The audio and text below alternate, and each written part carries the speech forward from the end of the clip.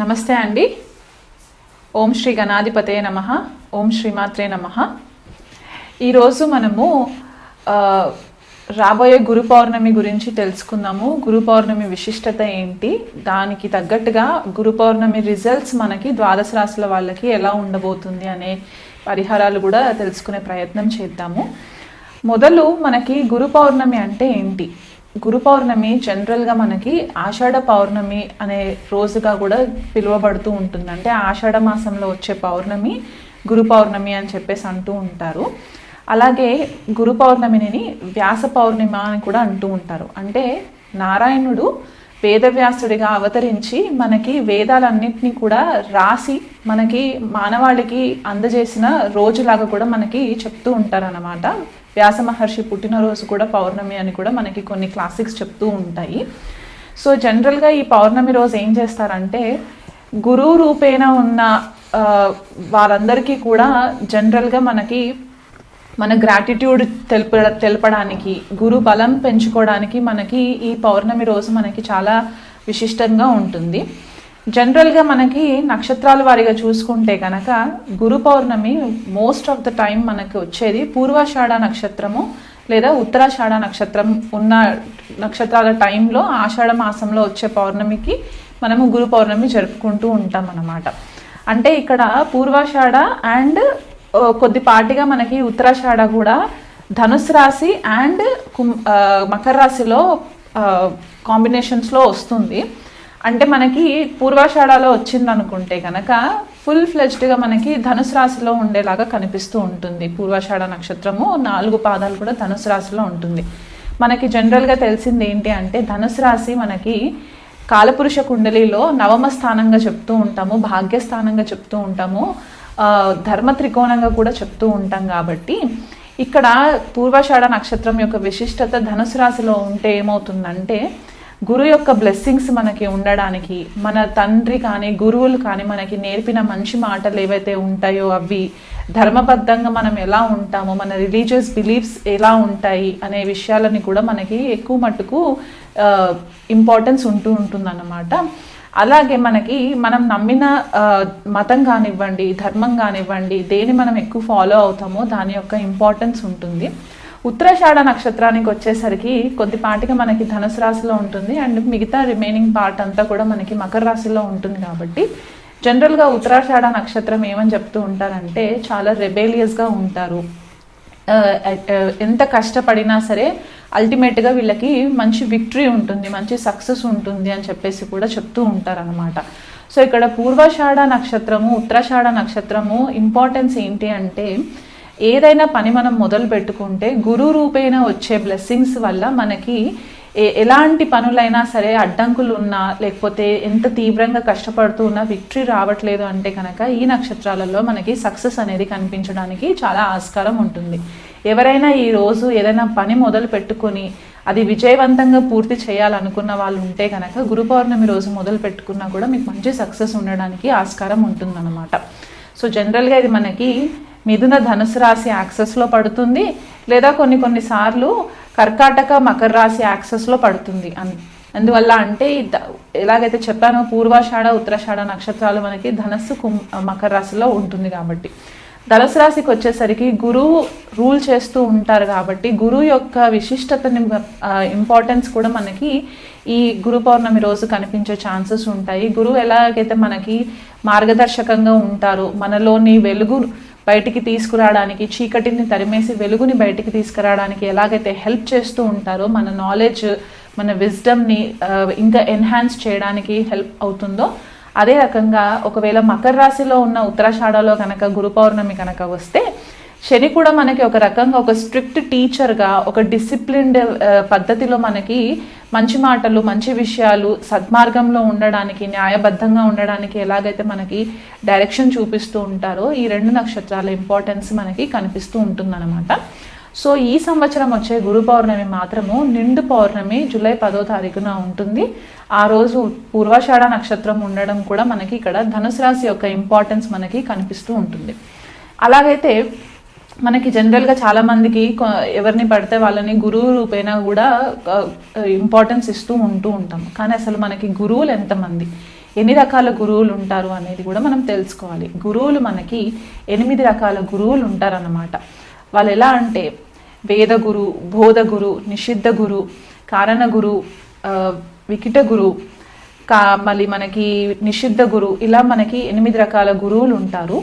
కాకపోతే మనకి దీంట్లో హైయెస్ట్ ఇంపార్టెన్స్ వచ్చే గురువు ఎవరు అంటే కారణ గురువు అవుతారనమాట. ఈ కారణ గురువు ఎవరు అంటే మన ఆత్మని హయ్యర్ కాన్షియస్తో కనెక్ట్ చేయడానికి, మనకి స్పిరిచువల్గా ఎదగడానికి హెల్ప్ చేసే గురువు అవుతారనమాట.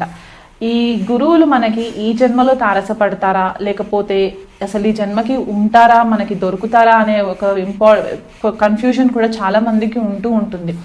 అంటే కొంతమందికి ఎన్ని గురువులని కలిసినా కూడా వాళ్ళకి సాటిస్ఫాక్షన్ ఉండదు. ఆ గురువులు మనకి నిజమైన గురువులు ఉంటారా, లేకపోతే కొన్నిసార్లు ఏమవుతుందంటే డిస్సాటిస్ఫాక్షన్ వచ్చేస్తుంది. వీళ్ళని ఫాలో అవుతున్నాం కానీ మనకి ఏం పనులు జరగట్లేదు అని కూడా అనుకుంటూ ఉంటాం కదా. సో ఇలా గురువు దొరకకపోవడానికి రీజన్స్ ఏముంటాయంటే మన జన్మజాతకంలో గురు గ్రహం గనక మనకి కొద్దిపాటిగా డిస్టర్బ్ అయినప్పుడు మనకి ప్రాపర్ గురువు దొరకకుండా ఉండడానికి కూడా ఛాన్సెస్ ఉంటాయి. సో మనకి గురువు ఎలాంటి వాళ్ళు దొరుకుతారు ఏంటి అనేది మనము ద్వాదశ రాశుల వాళ్ళకి ఎలా ఉండబోతుందో మనం తెలుసుకుందాం. ఈరోజు మనము గురు పౌర్ణమి విశిష్టత, రాబోయే గురు పౌర్ణమి యొక్క ద్వాదశ రాశుల వాళ్ళపైన ఎలాంటి ప్రభావం ఉంటుంది, ఏవైనా పరిహారాలు చేసుకోవాలంటే ద్వాదశ రాశుల వాళ్ళు ఎలా చేసుకోవాలి అనే ఒక కాన్సెప్ట్తో మనము ఈ వీడియో చేస్తున్నాము.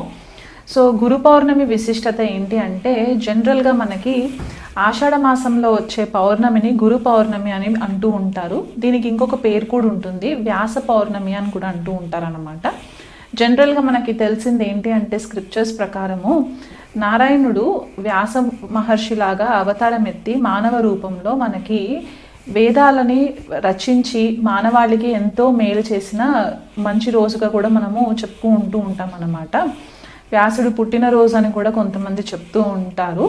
సో ఈ గురు పౌర్ణమి విశిష్టత ఏంటి అంటే మనకి మొట్టమొదటిగా వ్యాసుడిని గురువుగా కూడా మనము భావించి వ్యాస మహర్షికి పూజలు కూడా చేస్తూ ఉంటారు కొంతమంది కొన్ని ఆలయాలలో. అలాగే సాయిబాబాని ఎవరైతే ఫాలో అవుతుంటారో వాళ్ళు కూడా గురు రూపేణ బాబాకి కూడా పూజలు చేస్తూ ఉంటారు. అలాగే గురు చరిత్ర పారాయణం చేసుకోవడము, దత్తాత్రేయ పారాయణం చేసుకోవడం కూడా చేస్తూ ఉంటారు. జనరల్గా ఎవరైనా సరే జన్మజాతకంలో గురువు కనుక బాగోలేకపోతే ఈ గురు పౌర్ణమి రోజు కూడా స్పెషల్గా పూజలు చేస్తూ ఉంటారన్నమాట. వాళ్ళకి ఒక మంచి మార్గదర్శకంగా లైఫ్ లీడ్ చేయాలి అనే ఒక ఉద్దేశంతో.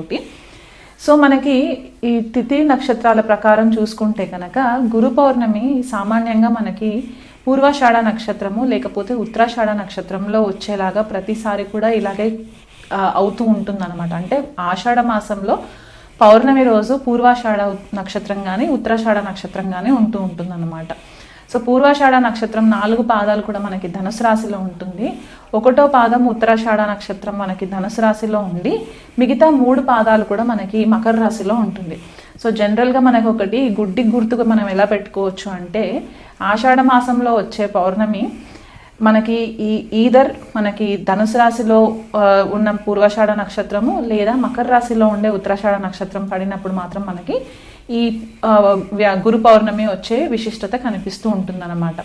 అయితే మనకి జనరల్గా అంటారంటే ఈ 2 నక్షత్రాలు కూడా ఎలాంటి ఆబ్స్టికల్స్ ఉండి మనకి అసలు పనులు అవ్వట్లేదు, మనము ముందుకు వెళ్ళట్లేదు అని అనుకున్నప్పుడు ఈ నక్షత్రాలు మనకి సామాన్యంగా విజయవంతంగా మనకి సక్సెస్ని తీసుకువచ్చే నక్షత్రాలు అనమాట. అంటే ఎంత కష్టమైనా సరే అల్టిమేట్గా మనకి సక్సెస్ అనేది మాత్రం ఖచ్చితంగా ఈ నక్షత్రాలలో రావడానికి ఆస్కారం ఉంటుంది.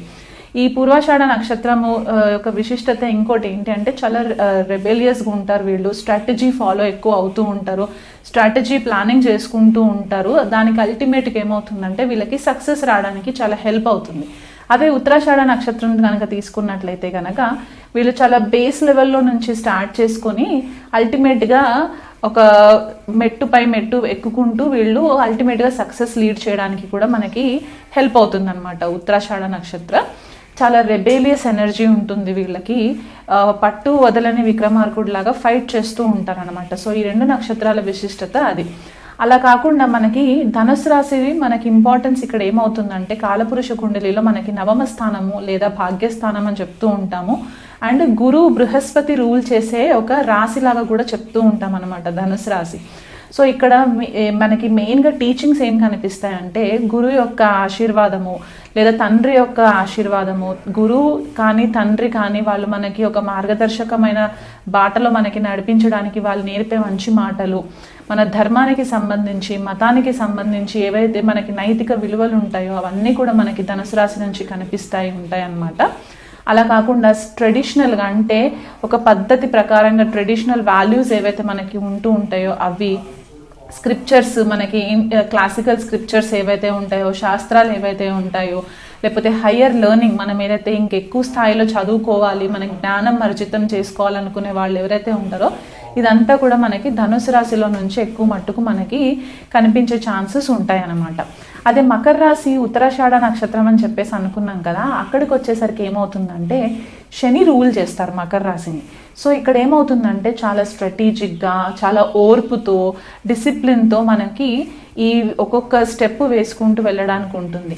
ఇప్పుడు ఇక్కడ ధనుసు రాశికి వస్తే మనకి ధర్మబద్ధంగా ఎలాగైతే ఉంటామో మకర రాశికి వచ్చేసరికి న్యాయబద్ధంగా మనము లైఫ్ లీడ్ చేయడానికి, సక్సెస్ ఓరియంటెడ్గా ఉండడానికి, మనకి ఎథికల్ మారల్ వాల్యూస్ ఉండడానికి కూడా మనకి చాలా మట్టుకు ఈ నక్షత్రాలు హెల్ప్ చేస్తాయి.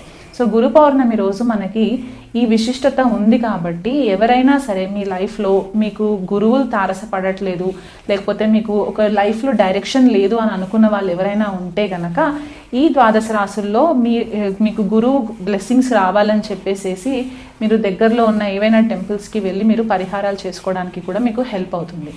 అలా కాకుండా మనకి జనరల్గా గురువు 8 రకాలుగా చెప్తూ ఉంటారు. అంటే మనకి 8 రకాల గురువులు ఉంటారన్నమాట. సో వాళ్ళని ఏమంటారు అనేది కూడా మనం తెలుసుకుందాం. మనకి బోధ గురు, వేద గురు, నిషిద్ధ గురు, కామ్య గురు, వాచక గురు, సూచక గురువు, విహిత గురు, కారణ గురువు, నిషిద్ధ గురు, ఇలా మనకి 8 మంది గురువులు ఉంటారనమాట. అంటే ఒక్కొక్క లెవెల్లో ఒక్కొక్క గురువు యొక్క ఇంపార్టెన్స్ మన లైఫ్లో వస్తూ ఉంటుంది. సో ఈ 8 రకాల గురువులలో మెయిన్గా మనకి అల్టిమేట్ రిజల్ట్ వచ్చే గురువు ఎవరిస్తారు అని అంటే కారణ గురువు ఇస్తారనమాట.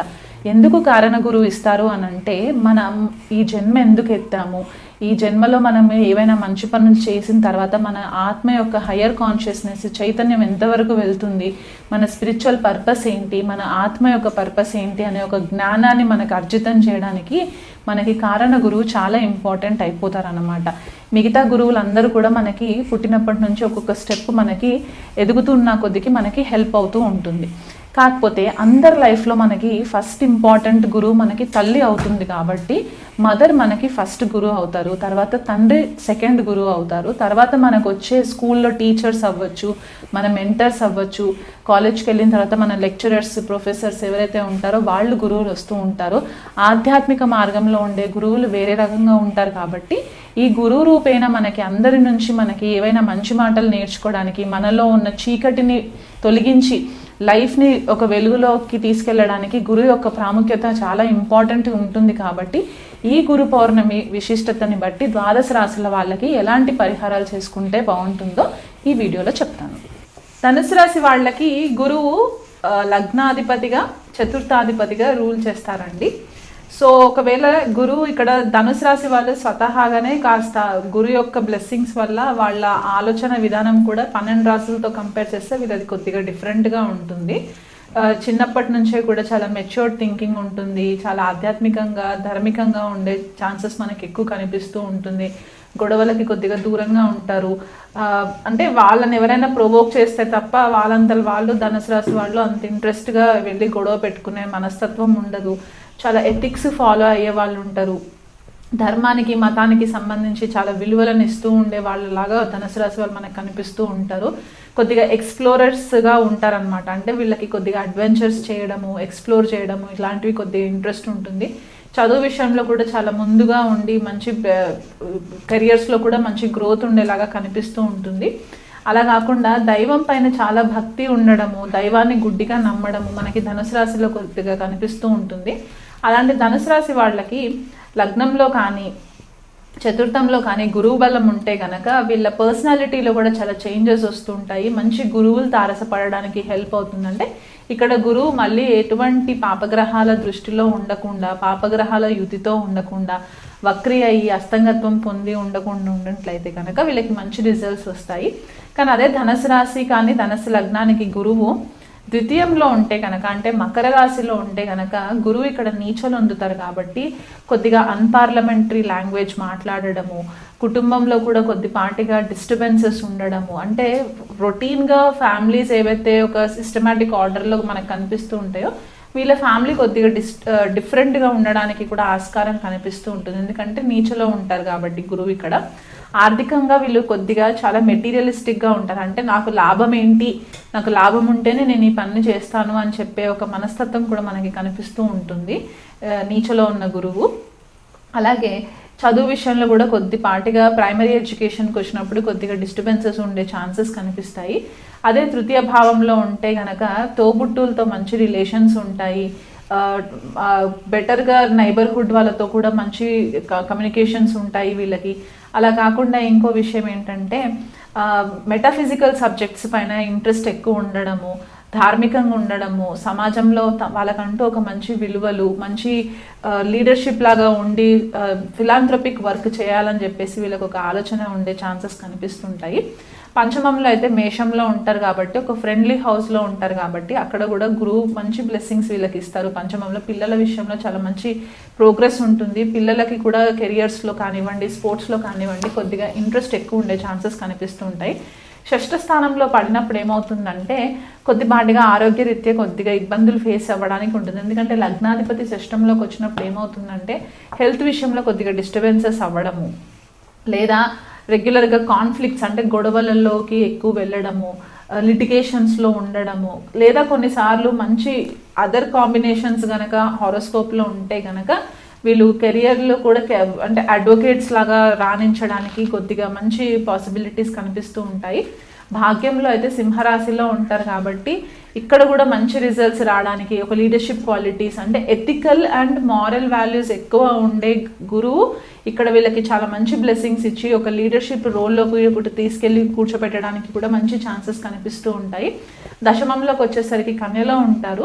అక్కడ కూడా వీళ్ళకి కెరియర్ పట్ల కొద్ది మంచి రిజల్ట్స్ రావడము, వాళ్ళకంటూ ఒక పేరు పలుకుబడి రావడము, సొసైటీలో వాళ్ళకంటూ ఒక మంచి పేరు ఉండడము, క్రిటికల్ అండ్ లాజికల్ థింకింగ్ ఎక్కువ కనిపిస్తూ ఉండే ఛాన్సెస్ ఉంటాయి. అదే వ్యయంలోకి ఉంటే కనుక వృశ్చిక రాశిలో ఉంటారు కాబట్టి లగ్నాధిపతి వృశ్చిక రాశిలో ఇక్కడ చాలా సీక్రెటివ్ నాలెడ్జ్ని తెచ్చుకోవడానికి కూడా ఎక్కువ పాసిబిలిటీస్ ఉంటాయి. ఒకవేళ ఈ జన్మ జాతకంలో అంటే ధనుసు రాశికి లగ్నం ధనుసు రాశి అయ్యి రాశి కూడా ధనుసు రాశి అయితే కనుక వీళ్ళకి గురువు అస్తంగత్వం పొందిన, వక్రి అయి ఉన్న, నీచులో ఉన్న, రాహుకేతువుల దృష్టి పడిన, రాహుకేతువులతో కలిసి ఉన్న, శనితో కలిసి ఉన్న గురుబలం కాస్త తగ్గినట్టు అవుతుంది. అండ్ రాశ్యాధిపతి లగ్నాధిపతి కొద్దిగా పాపగ్రహాలు స్పెసిఫిక్గా రాహుకేతువుతో కలిస్తే కనుక కొద్దిపాటిగా గురు దోషం ఉంది అని చెప్పి మనం క్లియర్గా చెప్పడానికి ఛాన్సెస్ ఉంటాయి. ఇదే కాంబినేషన్ ఒకవేళ నవాంశలో ఉంటే కనుక గురువుకి తప్పనిసరిగా రెమెడీస్ చేసుకోవడము, మీ యొక్క గురువుల పట్ల ఒక మంచి రెస్పెక్ట్ తోటి ఉండి వాళ్ళు చెప్పే మాటలు మీరు చాలా కేర్ఫుల్గా ఫాలో అయినట్లయితే కనుక ఒక మంచి గురు దీక్ష తీసుకోవడము, ఏదైనా గురు మంత్రం తీసుకొని దాన్ని రెగ్యులర్గా సాధన చేసుకోవడం వల్ల కూడా గురుదోషం తొలగడానికి ఛాన్సెస్ ఉంటాయి. గోవుకి గ్రాసం పెట్టడము, ఆవు నెయ్యితో దీపం పెట్టడము, గురు పాదుక స్తోత్ర పారాయణం చేసుకోవడము, గురు పాదుకలకి మంచి పూజలు చేయడం వల్ల కూడా మీకు మంచి రిజల్ట్స్ వస్తాయి. ఇది గురు పౌర్ణమి రోజు కనుక మీరు దగ్గరలో ఉన్న గురువుకి సంబంధించిన ఆలయంలో ఏదైనా అర్చన కానివ్వండి, అభిషేకం కానివ్వండి చేసినట్లయినా కూడా మీకు మంచి రిజల్ట్స్ వస్తాయి.